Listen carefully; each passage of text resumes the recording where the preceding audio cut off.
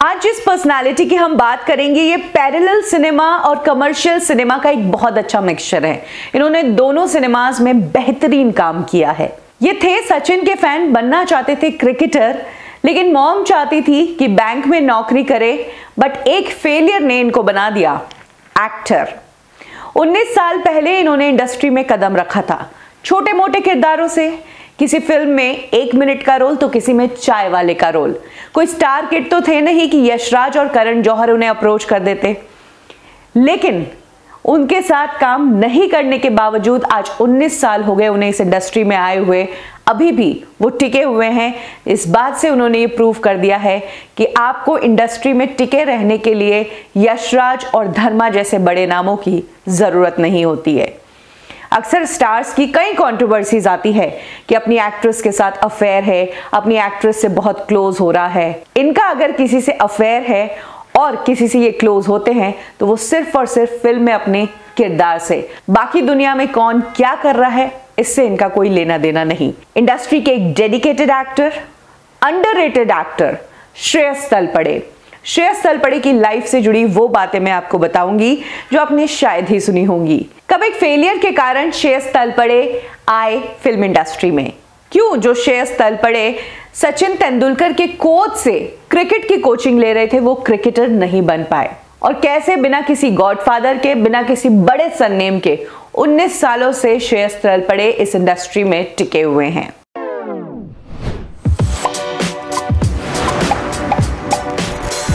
श्रेयस तलपड़े का जन्म मुंबई में ही हुआ। श्रेयस तलपड़े की फैमिली में फिल्म इंडस्ट्री में कोई नहीं था, हालांकि उनके पिता की 2 सिस्टर्स जयश्री टी और मीना टी, ये दोनों मराठी एक्ट्रेसेस रह चुकी थी।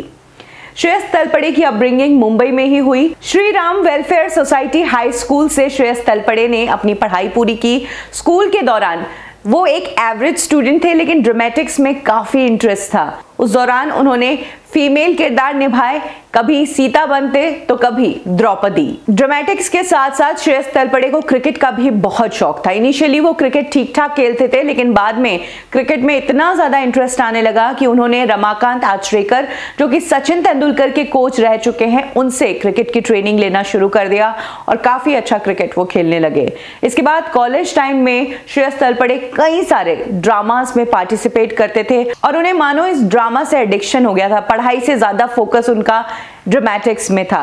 तब श्रेयस तलपड़े की मॉम को काफी चिंता हुई, जैसे कि सबकी लाइफ में होता है। मॉम चाहती थी कि उनका बेटा पढ़ लिख कर एक अच्छी बैंक जॉब कर ले, बाकी एक्टिंग जो है वो शौकिया ना करे। मॉम की इसी इच्छा के कारण श्रेयस तलपड़े ने 2 साल कॉलेज में ड्रामेटिक्स में बिताए, लेकिन तीसरे साल पढ़ाई के लिए फोकस हो गए और बैंक एग्जाम की तैयारी करना शुरू कर दी। इसी दौरान कॉलेज में एक ड्रामा होने वाला था जिसमें श्रेयस तलपड़े ने काम किया।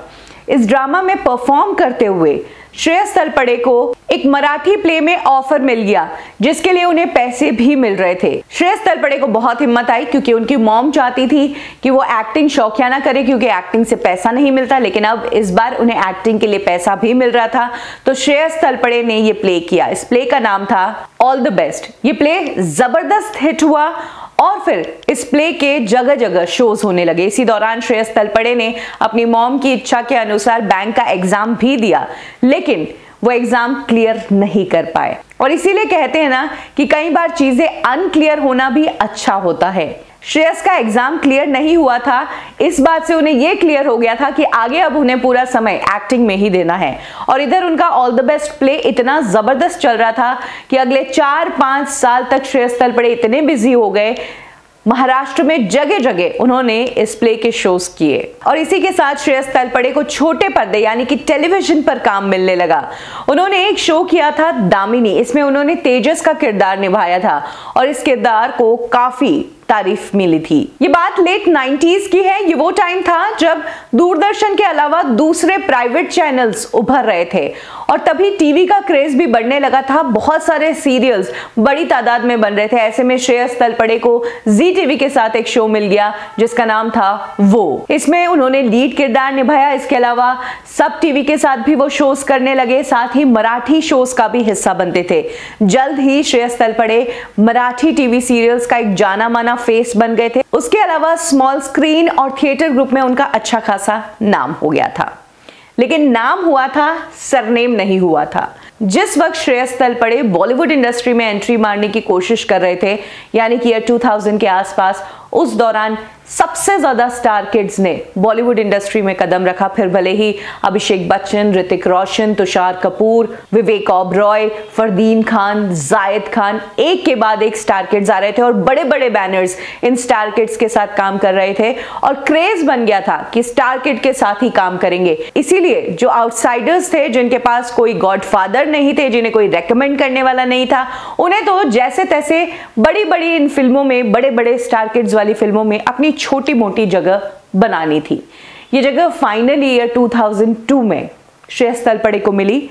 आंखें फिल्म बन रही थी जिसमें अक्षय कुमार, अर्जुन रामपाल, परेश रावल, अमिताभ बच्चन और सुष्मिता सेन काम कर रहे थे। इस फिल्म में श्रेयस तलपड़े ने एक छोटा सा किरदार निभाया था, चाय वाले का। अननोटिस गए थे वो इस फिल्म में, लेकिन श्रेयस तलपड़े के लिए इस फिल्म में ये छोटा सा किरदार निभाना उनके करियर की सबसे बड़ी उपलब्धि थी और यहीं से उन्होंने धीरे धीरे कदम आगे बढ़ाना शुरू कर दिया। उन्हें पता था कि उन्हें लॉन्च करने के लिए यहाँ पर यशराज या करण जौहर जैसी कंपनीज नहीं आएगी, उन्हें अपनी जगह खुद ही बनानी होगी और खुद के लिए काम खुद ही ढूंढना होगा। 2003 में श्रेयस तलपड़े को एक लीड रोल मिल गया एक फिल्म में। इस फिल्म में वो गुलशन ग्रोवर और ओम पुरी जैसे एक्टर्स के साथ काम करने वाले थे। हैंगमैन इस फिल्म का नाम था, लेकिन ये फिल्म सिर्फ और सिर्फ डिस्कशन लेवल पर ही रहकर खत्म हो गई और उन्होंने फिर से मराठी सीरियल्स में ही काम करना जारी रखा। इसी दौरान श्रेयस तलपड़े, जो कि कई बार सेट पर क्रिकेट खेलते थे, तब उनके एक दोस्त ने उन्हें ये क्रिकेट खेलते हुए देखा और तभी नागेश कुकनूर एक फिल्म बना रहे थे जिसमें उन्हें एक क्रिकेटर की जरूरत थी ताकि एक्टर को क्रिकेट की नॉलेज हो, उसको ट्रेनिंग ना देनी पड़े। और यही बात नागेश कुकनूर ने अपने उस फ्रेंड को बताई, जो कि नागेश और श्रेयस दोनों का कॉमन फ्रेंड था।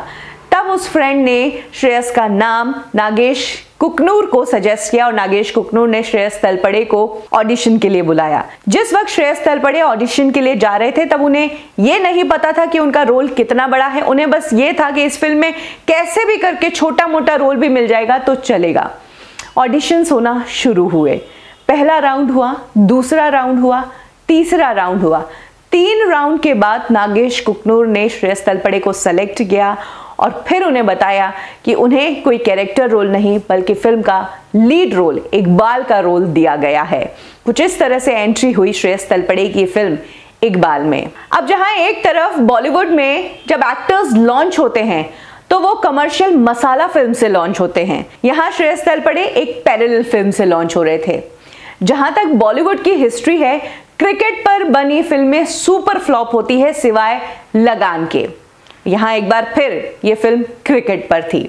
दूसरी तरफ जब एक्टर लॉन्च होता है तो उसको ज्यादातर रोमांटिक फिल्मों से लॉन्च किया जाता है। उसमें गाने होते हैं, फ्लर्ट वाले डायलॉग्स होते हैं, हीरोइनें साथ में डांस करती है।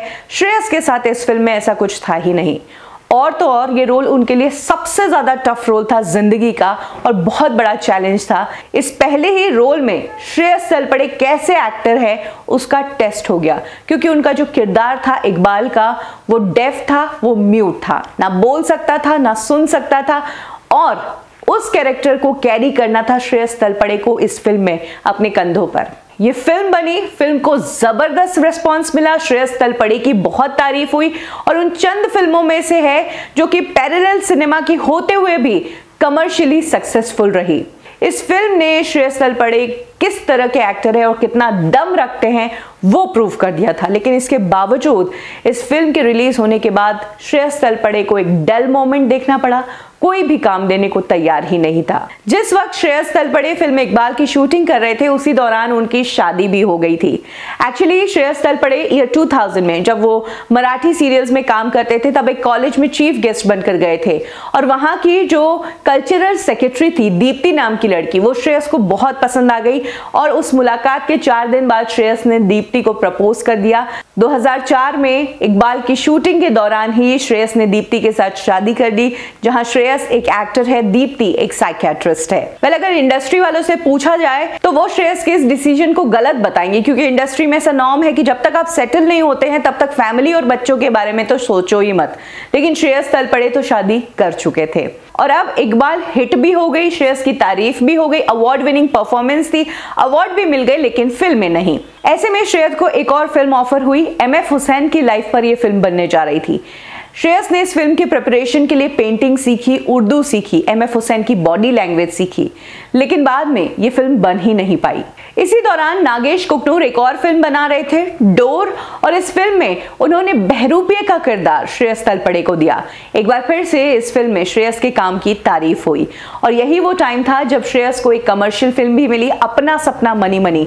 इस फिल्म में श्रेयस तलपड़े ने अर्जुन फर्नांडिस का किरदार निभाया था और इस फिल्म से श्रेयस तलपड़े ने प्रूव किया कि वो सिर्फ पैरेलल सिनेमा के लिए ही नहीं बने हैं, बल्कि कमर्शियल सिनेमा में भी अगर चांस मिले तो वो अच्छा काम कर सकते हैं। इस फिल्म के प्रोड्यूसर सुभाष घई थे, जो कि इकबाल फिल्म के प्रोड्यूसर भी रह चुके थे, यानी कि यहाँ पर सुभाष घई ने श्रेयस तलपड़े को मदद की और कमर्शियल सिनेमा का भी रास्ता खोल दिया।